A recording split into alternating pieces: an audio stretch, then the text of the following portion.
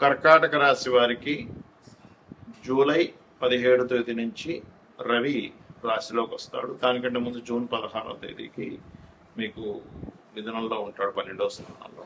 అయితే ఈ గురు రవుల యొక్క కలయిక ఒక రకంగా మంచిదే, కానీ ఇక్కడ మౌఢ్యం కూడా ఏర్పడుతుంది. జీవాత్మ సంయోగము అంటూ ఉంటారు. ఈ యొక్క జీవాత్మ సంయోగానికి మౌఢ్యం ఏర్పడటం వలన మీరు ప్రత్యేకంగా హెల్త్ విషయంలోని, పెద్ద మొత్తంలో మనీ ట్రాన్స్ఫర్ చేసే విషయంలోని కొన్ని చిన్న చిన్న తప్పిదాల వల్ల ఇరుక్కుంటుంటారు. కాబట్టి ఈ విషయంలో చాలా జాగ్రత్తగా ఉండండి. మరియు అదేవిధంగా ఈ మిగతా గ్రహాలు ఏవైతే ఉన్నాయో, అంటే లాభంలోకి వస్తున్న కుజుడు, 2వ స్థానంలో ఉండేటువంటి కేతువు, అష్టమంలో ఉండే రాహు, భాగ్యంలో ఉండేటువంటి శని, మరి ఈ యొక్క గ్రహస్థితి వలన మీకు కలిగేటువంటి ఫలితాలు ఏమిటి, ఏ దేవతారాధన చేయాలి, ఎటువంటి విషయాల పట్ల మీరు జాగ్రత్త వహించాలి అనేటువంటి అంశాలు చెప్తుంది నేనైనప్పటికీ చెప్పిస్తుంది సాక్షాత్ లలిత అమ్మవారిగా భావిస్తూ, ఆ లలితాంబిక అమ్మవారి యొక్క అనుగ్రహం మీకు పరిపూర్ణంగా కలగాలని మనస్ఫూర్తిగా కోరుకుంటూ, ఇక్కడ గమనించినట్లయితే ఈ రాశిలోకి రవి ఎంటర్ అవుతూనే మౌఢ్యంలో ఉంటున్నాడు. అంటే ఆల్మోస్ట్ అసలు యాక్చువల్గా జూలై 17కి ఎంటర్ అవుతున్నాడు, కానీ జూలై 15 నుంచే మౌఢ్యం ఉంటుంది. కాబట్టి ఈ మౌఢ్యం యొక్క ప్రభావం ఎలా ఉండబోతుంది వీరికి? 6వ అధిపతి మరియు 9వ అధిపతి భాగ్యాధిపతి, షష్టమ భాగ్యాధిపతి కంబస్ట్ అవుతున్నాడు రాశిలో. కాబట్టి మీరు పెద్ద మొత్తంలో మనీ ఎవరికైనా ట్రాన్స్ఫర్ చేసే విషయంలో, ఎవరికైనా అప్పు ఇవ్వడం తీసుకునే విషయంలో, ఎందుకంటే ఇక్కడ 2వ భావంలో కూడా కేతు ఉన్నాడు. ఈ మౌఢ్యంని మాత్రమే కాకుండా 2వ స్థానంలో ఉండే గ్రహాన్ని కూడా మనం కన్సిడర్ చేయాలంటే ధనస్థానంలో ఉన్నాడు కేతువు, భాగ్యస్థానంలో శని ఉన్నాడు. కాబట్టి భాగ్యశని ధనకేతు ఉన్నప్పుడు ఇక్కడ ఈ మౌఢ్యం ఏర్పడుతున్నప్పుడు, భాగ్యాధిపతి మౌఢ్యం ఏర్పడుతున్నప్పుడు ఖచ్చితంగా ఈ విషయంలో జాగ్రత్తగా ఉండండి. ఉద్యోగ విషయాల్లో దూర ప్రాంతాలకు వెళ్ళడం ద్వారా అనుకూలత ఏర్పడుతుంది. మరియు అదేవిధంగా గమనించినట్లయితే ఇక్కడ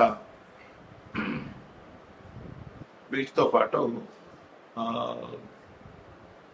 లాభస్థానంలో ఉండేటువంటి కుజుడు మంచివాడే. కాకపోతే ఏంటంటే ఇక్కడ ఆ కుజుడి యొక్క దృష్టి ధనస్థానం మీద ఉంది. కాబట్టి మీరు గణపతి యొక్క ఆరాధన మరియు సుబ్రహ్మణ్యేశ్వర స్వామి యొక్క ఆరాధన మీరు ఎంత చేస్తుంటే అంత ధనపరంగా బాగుంటుంది. ఈ మౌఢ్యమి సమయంలో అసలు ఎలాంటి పనులు చేయాలా, అలాంటి పనులు చేయకూడదు చాలా మంది అడుగుతున్నారు. వివాహాలు, నిశ్చితార్థాలు, గృహ ప్రవేశాలు, గృహ ఆరంభాలు చెయ్యరు. ఇది మరి నార్త్ సైడ్ వాళ్ళకి వర్తించదంట. మనం ఎక్కువగా పాటిస్తూ ఉంటాం. నార్త్ సైడ్ వాళ్ళకి పట్టించుకోరు. కాకపోతే దాని ప్రభావం ఉంటుంది. ఎంతైనా కూడా మనకి వజ్రము, దుర్ముహూర్తము, యమగండాలు ఇవన్నీ కొన్ని ప్రాంతాల్లో వర్తిస్తే, కొన్ని ప్రాంతాల్లో వర్తించినప్పుడు అలాగే మరి ఇది అలా అవుతుందా అంటారు చాలా మందికి. కానీ ఇది అలా ఉండదు. యూనివర్సల్గా ఇది దాని ప్రభావం చూపిస్తూ ఉంటుంది. కాబట్టి నార్త్ వాళ్ళు కూడా ఇది పాటించాలి. వాళ్ళు పాటించట్లేదు కానీ పాటించాలి, అక్కడ నివసించే వాళ్ళు కూడా. ఎందుకంటే మనం చూడండి, ఇప్పుడు రాహు కాలం ఉంది, ఇక్కడ పాటిస్తున్నారు చాలా మందిని.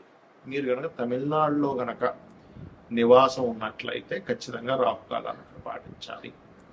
ఇక్కడ ఉన్నప్పుడు వజ్రము, దుర్ముహూర్తము, అదేవిధంగా యమగండం పాటించాలి. కానీ ఈ మౌఢ్యమికి సంబంధించినవి ప్రపంచం మొత్తం పాటించాలి. అయితే చాలామంది ఈ మౌఢ్యంకి కొన్ని తెలియని కొన్ని ఎలా అంటే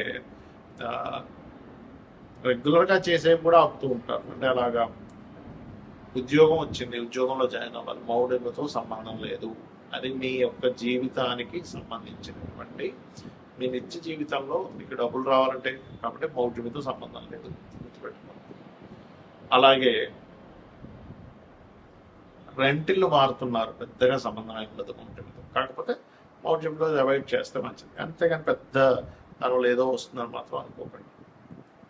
అదేవిధంగా ఇంకొంతమంది కొన్ని మరమ్మతులు చేయించుకుంటూ ఉంటారు ఇంట్లో. ఏమైనా వాస్తు దోషం ఉంది, మౌఢ్యంలో చేయించుకోవచ్చు, ఏమీ సంబంధం లేదు. నువ్వు సెట్ చేసుకునే దానికి చేసుకోవచ్చు. ఎలా అయితే ఔషధ సేవన విషయంలో ఫలానా నక్షత్రాలు మంచిదని చెప్తాడు, కానీ నీకు అత్యవసరం ఉన్నప్పుడు వ్యక్తికి అత్తో పొడి చేశాడు, బ్లడ్ వచ్చేస్తాము, ఇప్పుడు మౌఢ్యం ఉందండి, ఈరోజు దుర్ముహూర్తం ఉంది, వర్జ్యం ఉంది, లేకపోతే ఏమన్నా ఉంది, ఇప్పుడు హాస్పిటల్కి వెళ్ళకూడదంటే ఎలా? యాక్సిడెంట్ అయింది, వెంటనే తీసుకెళ్ళి వాడు అతను రిపేర్ చేయించాలి. అత్యవసర వస్తువుల్లో ధర్మం ఎలా అంటే మీకు ఆపద్ధర్మాలు అనుకుని ఉంటాయి. అలాంటి సందర్భాల్లో ఈ మౌఢ్యం సంబంధం లేదు. అలాగే మరొక విషయం ఏంటంటే, ఇప్పుడు నేను మీకు ఇందాక ఒక్కొక్క రాశి వాళ్ళకి మీకు చెప్తూ వచ్చా ఈ మౌఢ్యమి సంబంధించిన విషయం. మేషం వారికి ఈ ప్రాపర్టీ విషయంలోని, వృషభం వారికి అగ్రిమెంట్స్ అని, మిథునం వారికి ధన విషయంలోని, కర్కాటకం వారికి అప్పుల విషయంలోని, లేకపోతే బాధ్యతలు స్ట్రక్ అవడం అని, సింహం వారికి ఇన్వెస్ట్మెంట్స్ అని, కన్య వారికి బిజినెస్ రిలేటెడ్, తుల వారికి జాబ్ సంబంధించిన, మరియు అదేవిధంగా వృచ్చికం వారికి దూర ప్రాంతాలు అంటే ఉపనయనాల సంస్కారాలు, ధనస్సు వారికి ఏమో షేర్ మార్కెట్ అండ్ ఇన్సూరెన్సెస్, మకరం వారికి ఏమో వివాహ సంబంధించిన, మరియు ఈ కుంభం వారికి ఏమో మన ఏదైతే ఇందాక చెప్పుకున్నామో ఈ అప్పులు ఇవ్వడం తీసుకోవడం, జాబ్ సంబంధించిన, మరియు అదేవిధంగా శత్రుత్వాల విషయంలో మీనం వారికి సంతానం సంబంధించిన. ఎందుకు అంటే వాళ్ళ లగ్నం నుంచి ఆ భావం ఆ స్థానం అవుతుంది. అన్ని విషయాలకు కాదు, పర్టికులర్గా వాళ్ళ పర్సనల్ చార్ట్లో ఈ విషయంలో జాగ్రత్తగా ఉండాలి.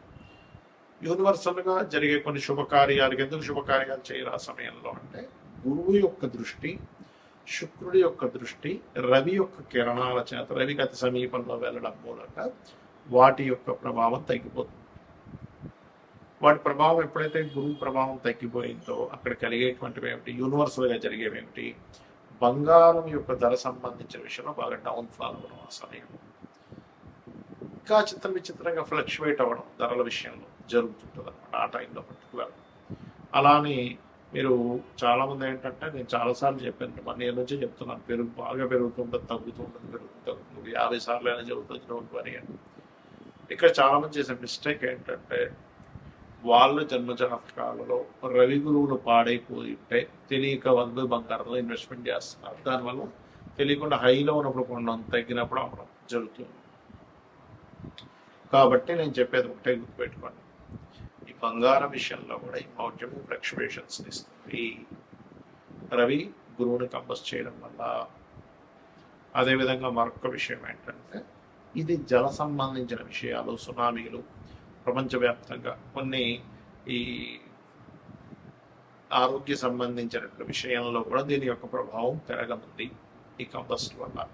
కాబట్టి అందరూ కూడా కాచి చల్లార్చిన నీటి తాగండి, మరియు కాస్త నీటి ప్రాంతాలకు దగ్గరగా ఉండే వాళ్ళు కాస్త దూరంగా ఉండండి. అదేవిధంగా ఇది ఒక రకంగా చెప్పాలంటే ఒక జీవాత్మ సంయోగం అంటూ ఉంటారు. ఎవరికైనా ఈ కాంబినేషన్ ఉన్నప్పుడు వాళ్ళకి ఇంట్యూషన్స్ కూడా బ్రహ్మాండంగా పనిచేస్తాయి చెప్పాలంటే.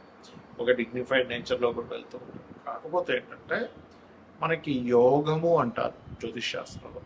మన జన్మజాతకంలో కానీ గోచారంలో కానీ 2 గ్రహాల కలయిక, లేదా ఒక గ్రహం ఒక రాశిలో ఉన్నప్పుడు యోగము, ఒక గ్రహం ఒక నక్షత్రంలో ఉన్నప్పుడు యోగము, గ్రహంతో కలిసి ఉన్నప్పుడు ఇంకొక యోగం, 2-3 గ్రహాలు కలిస్తే మరొక యోగం. ఇలా యోగము ఏర్పడి గోచారంలో ఇచ్చే రిజల్ట్స్ చాలా బలంగా ఉంటాయి, గుర్తుపెట్టుకోండి. యోగం ఏర్పడకుండా ఇచ్చేటువంటి రిజల్ట్స్ వేరు, 2 గ్రహాలు కలిసినప్పుడు వేరు.